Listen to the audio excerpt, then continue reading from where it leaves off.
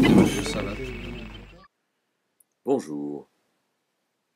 Ayons ensemble aujourd'hui une réflexion sur le salut et sur ce qu'est le salut en termes de relation avec Dieu. Le salut, le fait d'avoir la vie éternelle, le fait d'être né de nouveau, le fait d'être scellé du Saint-Esprit, c'est une nouvelle relation avec Dieu. Et par exemple, dans l'Évangile, selon Jean, chapitre 17, verset 3, Jésus va dire, c'est ici la vie éternelle, qu'ils te connaissent, toi seul vrai Dieu, et celui que tu as envoyé, Jésus-Christ. On voit que la vie éternelle, c'est ici la vie éternelle, est une question de relation avec Dieu. C'est quelque chose d'un peu peut-être complexe, difficile à saisir, difficile à dire avec des mots simples, mais quand même posons quelques idées sur ce sujet. D'abord, je voudrais proposer que la vie éternelle commence par la réconciliation. Nous avons été réconciliés avec Dieu, nous dit la Bible, et être réconcilié, ça veut dire qu'avant, la relation n'était pas normale, n'était pas réglée, personne ne pouvait accéder à la présence glorieuse de Dieu, nous dit Romains 3, et il y avait donc entre Dieu et nous quelque chose qui rendait impossible cette relation, parce que quelque part, Dieu était trop amour, et nous étions euh, trop indifférence, trop haine. Dieu était trop lumière, nous trop absence de lumière, ténèbres.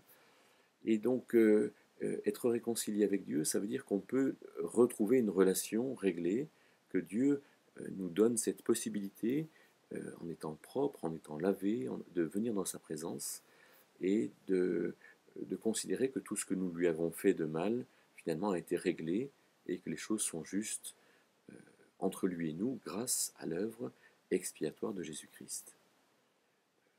Étant réconcilié avec Dieu, on est aussi réconcilié avec soi-même. Une grande difficulté relationnelle que nous pouvons avoir avec les gens, c'est parce que provient du fait que nous ne sommes pas réconciliés avec nous-mêmes, qu'on a peur de parler de nous parce que on se voit insuffisant, handicapé, on a du mal à se faire connaître aux autres parce que finalement on dit ben, ça vaut pas la peine, on se déprécie, on pense qu'on n'a pas grand-chose à apporter. Et donc nous sommes, nous, première chose, réconciliés avec Dieu dans la vie éternelle. C'est ici la vie éternelle qu'ils te connaissent. Mais deuxième chose, la vie éternelle, c'est aussi de pouvoir entrer dans un face-à-face avec Dieu. Être dans un face-à-face, ça veut dire que nous pouvons être dans sa présence de la manière la plus absolue qui soit. Nous pouvons être non pas seulement confrontés à lui, mais être dans un dialogue, dans un regard de réciprocité avec lui, et nous tenir dans sa lumière, euh, être dans sa lumière sans en être traumatisé et tirer profit de cette relation lumineuse avec lui. C'est dans la lumière de Dieu qu'on peut comprendre les choses, qu'on peut le connaître lui, qu'on peut euh, se, se discerner soi-même. Et donc, en se tenant dans la lumière de Dieu, il y a quantité de choses qui en découlent et qui nous font du bien. Par exemple, l'Esprit de Dieu nous conduit dans quelque chose. L'Esprit de Dieu nous fait prendre conscience des choses qui sont vraies, des choses qui sont fausses en nous, du chemin dans lequel nous avons à marcher, de la question du bien et du mal, de comprendre les choses également. Mais c'est surtout dans la lumière de Dieu que nous avons conscience de sa personne et de son amour.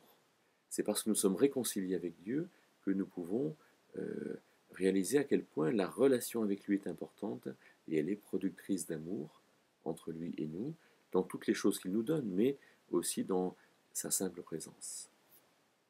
Donc déjà deux choses, la vie éternelle, c'est d'être réconcilié avec lui, d'une part, mais la vie éternelle, c'est de pouvoir avoir une relation dynamique avec lui dans laquelle il y a de la lumière et il y a des choses qui touchent à la vérité et au mensonge.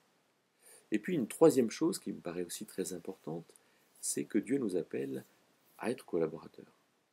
Et pour cela, il nous fait le don de la manifestation de l'Esprit, nous dit 1 Corinthiens 12, verset 7. Il nous fait ce don-là d'être en nous quelqu'un qui est générateur de, lumière, générateur euh, de désir, de procréation, être créatif, savoir que faire. Il nous manifeste finalement en tenant compte de notre sensibilité, de notre histoire, de nos capacités, des capacités qu'il nous a données. Il manifeste en nous cette fonction créative, cette fonction de collaboration. Dieu ne nous a pas fait des marionnettes, mais il a fait de nous des personnes qui avons envie de choisir comment aménager nos journées, comment avancer avec lui dans cette collaboration et dans cette construction familiale, ecclésiastique, mais avant tout personnelle. Voilà ce que c'est, à mon sens aussi, le salut, hein, cette nouvelle relation dans laquelle Dieu nous place et qu'il veut nous faire expérimenter dans ce temps de la vie de maintenant.